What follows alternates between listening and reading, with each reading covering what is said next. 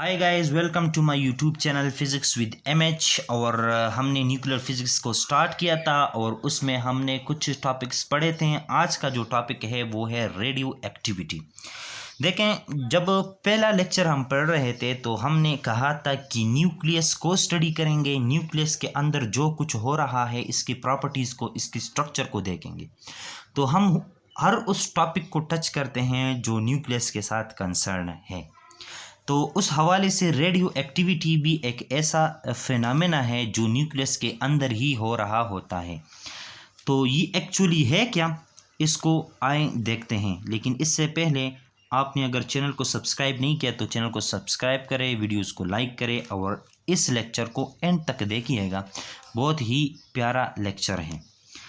The spontaneous disintegration of heavier elements having atomic number greater than 82 into lighter elements along with the emission of three types of particle alpha, beta and gamma. Such spontaneous disintegration of heavy nucleus into lighter element या lighter nucleus along with the emission of three types of particle, ऐसे phenomena को हम radio activity कहते हैं। सबसे पहले किसने इसको डिस्कवर किया, किसने इसको ऑब्जर्व किया, उसको देखते हैं। Discovery of radio activity. The phenomena was first discovered by French scientist Henri Becquerel in 1896। French scientist Henri Becquerel उसका नाम था। 1896 में उसने एक फिनोमेना को जो है ऑब्जर्व किया। He took paper specimen of uranium salt, उसने यूरेनियम का कुछ सॉल्ट ले लिया एंड एक्सपोज टू सनलाइट, और सूरज की रोशनी के सामने उसको रख दिया। He found that some radiation were emitted by uranium salt, और उसने फोटोग्राफिक प्लेट से ये मालूम किया कि ये यूरेनियम सॉल्ट ड्यूरिंग सनलाइट में ये क्या करता है, कुछ रेडिएशन एमिट करता है। ये बात याद रखें कि हेनरी बेक्यूल जो था इस वक्त एक्सरे पे क्या कर रहा था, एक्सरे पे रिसर्च कर रहा था जब वो ये एक्सपेरिमेंट परफॉर्म कर रहा था और ये सब कुछ जब ऑब्जर्व कर रहा था। तो ही एग्जामाइंड द सेम फिनोमेना, और उसने इस यूरेनियम के सॉल्ट को उठाया और सेम फिनोमेना को ऑब्जर्व किया। लेकिन कब? In the absence of sunlight, जब सूरज की रोशनी नहीं थी। He finally concluded that some elements emit radiation without any external help, and the elements were called radioactive elements as they are active for radiation without external expenditure of energy. देखें, उसने जो phenomena sunlight की presence में observe किया था वही same phenomena in the absence of sunlight में क्या किया, ऑब्जर्व किया। रिजल्ट सेम मिले और कंडीशन अलग अलग थे। एक में सनलाइट था, एक में सनलाइट नहीं था। तो डिफिनीशन में हमने वर्ड यूज़ किया है स्पॉन्टेनियस डिसइंटीग्रेशन। तो स्पॉन्टेनियस का मतलब ये है कि बाहर से आप कुछ खर्चा ना करें और आपको मिल जाए, खाता हो जाए, आपका खाता क्लियर हो जाए, इसको कहते हैं स्पॉन्टेनियस। लेकिन यहाँ तक बात आकर ख़त्म नहीं होती। अब डिफिनीशन में अल्फ़ा और बीटा और गामा पार्टिकल की भी बात आती है। तो क्या ये भी हेनरी बेक्यूल ने कहा था कि अल्फ़ा, बीटा एंड गामा? इस बात को देखते हैं। तो जब कोई ऐसा फिनोमेना हो जाता है, कोई नया फिनोमेना हो जाता है और साइंटिस्ट को पता चल जाता है तो वो उस चीज़ में इंटरेस्ट ले लेते हैं कि भाई ये क्या हो रहा है। और स्पॉन्टेनियस हो रहा था तो वो तो बिल्कुल परेशान हो गए कि ये क्या हो रहा था। बहरहाल रदरफोर्ड एक साइंटिस्ट है। After discovering of radio active element, जब रेडियो एक्टिव एलिमेंट को डिस्कवर किया गया हेनरी बेक्यूल ने यूरेनियम सॉल्ट की शक्ल में, Rutherford show that the emitted particles were alpha and beta with the different penetrating power. तो रदरफोर्ड ने भी अपना कंट्रीब्यूशन इसमें बताया और उसने कहा जो पार्टिकल इमिट हो रहा है इस हेवी न्यूक्लियस से वो अल्फ़ा है और बीटा है, और इनकी पेनिट्रेटिंग पावर है वो डिफरेंट है। बात यहाँ पर आकर ख़त्म नहीं हुई। एक और साइंटिस्ट ने, उसने भी अपना कंट्रीब्यूशन इसमें बता दिया और उसने कहा न सिर्फ अल्फ़ा और बीटा होते हैं बल्कि एक और भी होता है और उसको हम कहते हैं गैमा। और वो साइंटिस्ट कौन थे? इन 1909 Willard show that radio active elements. तो 1909 में विलर ने ये कहा कि न सिर्फ अल्फ़ा और beta particle radio active element emit करते हैं बल्कि एक और रेडिएशन भी साथ एमिट होता है और उसको उसने कहा गामा रेज कहा। उसको कैसे पता चला? ही found that emitted particle or radiation when passes through a magnetic field perpendicular to the direction of radiation। अब परपेंडिकुलर का लफ्ज़ हम क्यों यूज़ कर रहे हैं? तो अगर आपने पिछला लेक्चर में स्पेक्ट्रोग्राफ का पढ़ा है तो उसमें charge particle in the presence of magnetic field such that the velocity of the charge particle and the direction of magnetic field are perpendicular then there are some deflection occurs। तो वो बात यहाँ पर होती है। अल्फ़ा पार्टिकल और beta particle पर charge था तो उन्होंने डिफ्लेक्शन शो किया और एक और पार्टिकल गामा था उसने डिफ्लेक्शन शो नहीं किया, तो विलर्ड ने कहा कि तीसरा पार्टिकल और गामा भी है इधर। It were found that X alpha particle are deflected by magnetic field one side and beta particle are deflected by magnetic field other side and gamma rays are not deflected by magnetic field। So gamma rays की क्या हो गई? Discovery हो गई। अब देखें discovery of other radio active elements.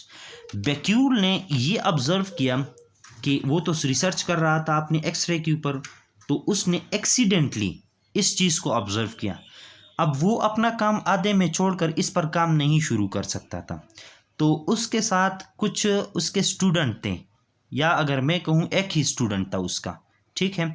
उसने कहा कि ये एक फिनोमेना हो रहा है और ये अभी तक इसके बारे में किसी ने नहीं कहा और हमने फर्स्ट टाइम इसको एक्सीडेंटली ऑब्जर्व किया, तो अपने शागिर्द को कहा, अपने स्टूडेंट को कहा कि आप इस पे काम शुरू करें। तो इस बात को देखें, तो उसने जब इस पे काम शुरू किया तो और भी ऐसे एलिमेंट सामने आए यूरेनियम सॉल्ट के अलावा कि वो भी रेडियो एक्टिव एलिमेंट थे। तो ये कैसे हुआ इसको देखते हैं।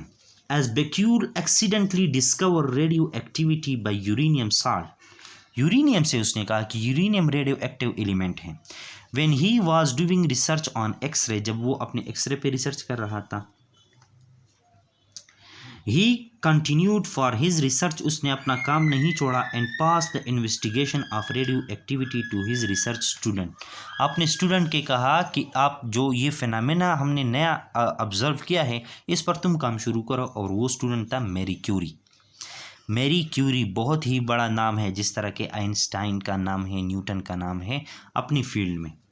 With in 2 year Marie Curie and her husband, Marie Curie जो बेक्यूल की स्टूडेंट थी, वो और अपने हस्बैंड के साथ पीरी, उसका नाम था, हस्बैंड का नाम था Pierre, had discover other substance for radio activity including 2 new elements radium and polonium. Marie Curie को जब ये काम सौंपा गया और उसके हस्बैंड ने मिलकर 2 साल के बाद न सिर्फ अदर रेडियो एक्टिव एलिमेंट को डिस्कवर किया बल्कि 2 नए एलिमेंट को भी डिस्कवर किया, और ये फॉर्चुनेटली रेडियो एक्टिव एलिमेंट थे। एक था रेडियम और एक था पोलोनियम। तो इस डिस्कवरी के लिए क्या हुआ, Becquerel and Curies were awarded Nobel prize in 1903। तो उनकी इस रेडियो एक्टिविटी की डिस्कवरी के ऊपर और ये 2 नए एलिमेंट की डिस्कवरी के ऊपर इन तीनों को नोबेल इनाम दिया गया 1903 में। अच्छा, इतनी सी छोटी बात पर नोबेल प्राइज़ अगर आपको पता चल जाए कि कितना बड़ा इनाम होता है तो आप हैरान हो जाएंगे कि इतनी छोटी सी बात पर इतना बड़ा इनाम। तो इसका अंदाज़ा आपको आने वाले लेक्चर से होगा कि ये रेडियो एक्टिविटी कितनी इम्पॉर्टेंट है और इससे हम आजकल कितना इन्फॉर्मेशन ले रहे हैं और ये कितना यूज़फुल कंसेप्ट है। ठीक है, ये वो तो खैर हमें आगे पता चलेगा। अब यहाँ पर एक क्वेश्चन मैं आपसे कर रहा हूँ और वो ये है, वाई रेडियो एक्टिविटी अकर्स। देखो, ये तो उन्होंने कहा कि रेडियो एक्टिविटी होती है, ठीक है, और उसको डिफाइन भी किया गया, और एक ने आकर कहा कि अल्फ़ा भी है, बीटा भी है और गामा भी है, दूसरे ने कहा कि गामा भी है, और सब कुछ तो हो गया। लेकिन एक पागल सा स्टूडेंट शायद उधर था, उसने पूछा कि ये सब कुछ क्यों होता है। तो अब इस क्यों का जवाब भी देना लाजमी है और सारा कंसेप्ट इधर ही छुपा हुआ है।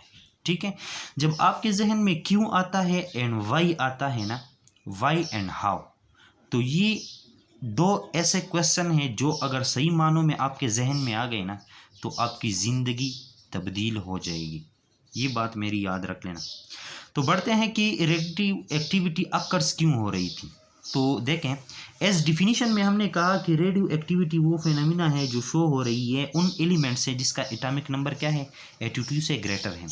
There are two forces active every time in the nucleus. देखें, एटॉमिक नंबर कहाँ पर होता है, एटॉमिक नंबर किस चीज़ को रिप्रेजेंट करता है, number of proton inside the nucleus.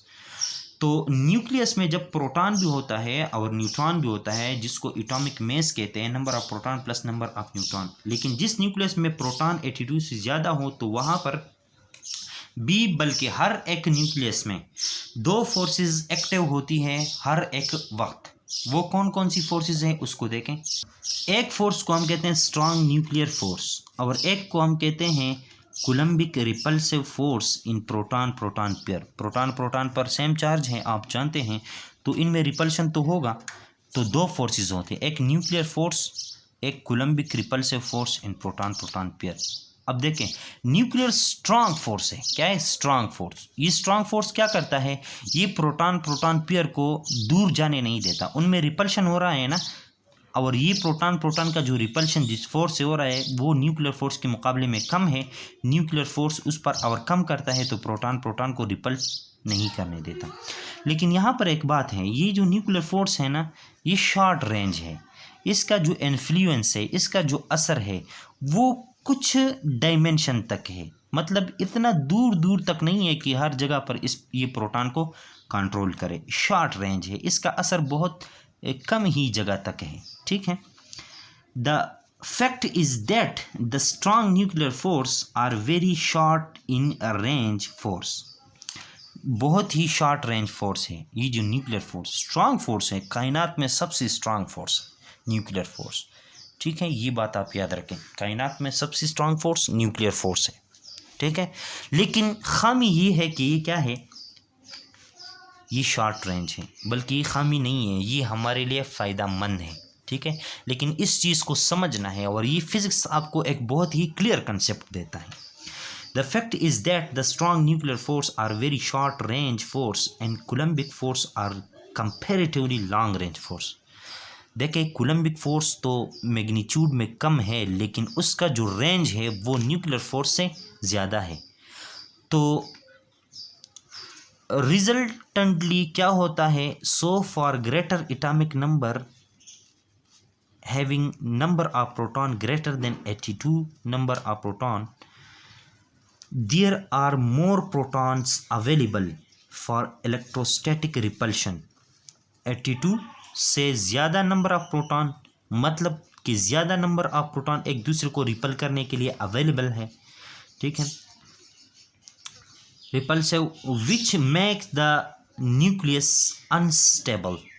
अब देखें, प्रोटॉन को रिपेल करता है। देखें, आपके घर में अगर आपका इत्तेफाक नहीं है ना, आप एक भाई को धक्का मारते हो, दूसरे भाई को धक्का मारते हो, तीसरे भाई को धक्का मारते हो, और आपके दुश्मन भी है, अगर उनको पता चल जाए कि या भाई ये तो आपस में लड़ रहे हैं, तो वो क्या कर लेंगे, फ़ायदा उठा लेंगे आपकी लड़ाई से, आपकी ना इत्तेफाकी से। तो आप एक अनस्टेबल सिस्टम को शो कर रहे होंगे, ठीक है।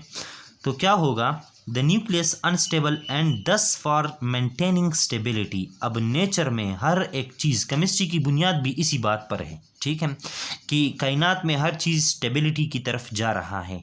तो जब न्यूक्लियस अनस्टेबल हो जाता है प्रोटॉन की रिपल्शन से, तो ये न्यूक्लियस क्या करेगा, स्टेबिलिटी को गेन करने की कोशिश करेगा, और ये स्टेबिलिटी गेन करने के लिए उसने थोड़ी सी कुर्बानी देनी होगी अभी। और वो कौन सी कुर्बानी है, that nucleus emit some particles, कि न्यूक्लियस कुछ पार्टिकल को यहाँ से एमिट करते हैं, कहते हैं जाओ बाहर निकलो, दफ़ा हो जाओ, आपने अनस्टेबिलिटी को क्रिएट किया है, न्यूक्लियस कहते हैं particle. And energy 10 radioactivities are occurs. तो क्या होता है, स्टेबिलिटी को मेंटेन करने के लिए न्यूक्लियस कुछ पार्टिकल को इमिट करता है, साथ साथ एनर्जी को भी इमिट करता है, और रेडियो एक्टिविटी अकर्स हो जाती है। तो उस सवाल का जवाब आपको मिल गया कि रेडियो एक्टिविटी क्यों अक्कर होती है। तो proton repulsive, they are very long range forces and nuclear forces are very short range force, so nucleus become unstable. For gaining stability nucleus emit some particle along with energy, और जिस system से energy निकल जाती है वो stable हो जाता है। ठीक है, तो यहाँ पर मैंने एक रफ सा डायग्राम बनाया हुआ है, उसको अगर आप देखें तो ये वो न्यूक्लियस हैं जिसमें लार्ज नंबर ऑफ प्रोटॉन और न्यूट्रॉन पड़े हुए हैं। ठीक है, ये अनस्टेबल है, स्टार से शो किया है। ठीक है, अनस्टेबल न्यूक्लियस है जिसमें नंबर ऑफ प्रोटॉन 82 से ज़्यादा है। ये जब डिसइंटीग्रेट हो जाता है कुछ अल्फ़ा पार्टिकल, बीटा पार्टिकल या गैमा पार्टिकल, और साथ एनर्जी को रिप्रेजेंट करता है, ठीक है, इमिट करता है, तो ये हो जाता है स्टेबल। ये स्टेबल न्यूक्लियस हो गया, और अब एटॉमिक नंबर वो नहीं रहा जो पहले था। ठीक है, तो अब फिर आप रेडियो एक्टिविटी की डिफिनीशन को देखें। The spontaneous disintegration of heavy nuclei into lighter nuclei along with the emission of alpha, beta or gamma plus energy. Such activity, such phenomena is called radioactivity. ठीक है, और ये स्पॉन्टेनियसली होता है, तो यहाँ से रेडिएशन एक्टिव एलिमेंट से, ऐसे एलिमेंट को रेडियो एक्टिव एलिमेंट कहते हैं, ऐसे फिनोमेना को रेडियो एक्टिविटी कहते हैं। नेक्स्ट लेक्चर में हम इसका अगला पार्ट देखेंगे कि अल्फ़ा इमिशन जब होता है तो न्यूक्लियस पे क्या फ़र्क पड़ेगा, इस न्यूक्लियस पे जब बीटा होता है तो न्यूक्लियस पे क्या फ़र्क पड़ेगा, और गैमा होता है तो न्यूक्लियस में क्या फ़र्क पड़ेगा, और साथ साथ ये भी देखेंगे कि अल्फ़ा पार्टिकल का जो पेनिट्रेटिंग पावर है वो कितना है, और बीटा का और गैमा का। ठीक है, तो नेक्स्ट लेक्चर तक के लिए अपना भी ख्याल रखिएगा, अपने इस चैनल का भी ख्याल रखिएगा, और हमें भी, अपने वालिदैन को भी, अपने दोस्त भाइयों को भी, सबको दुआओं में याद रखिएगा। नेक्स्ट लेक्चर तक के लिए अल्लाह हाफ़िज़।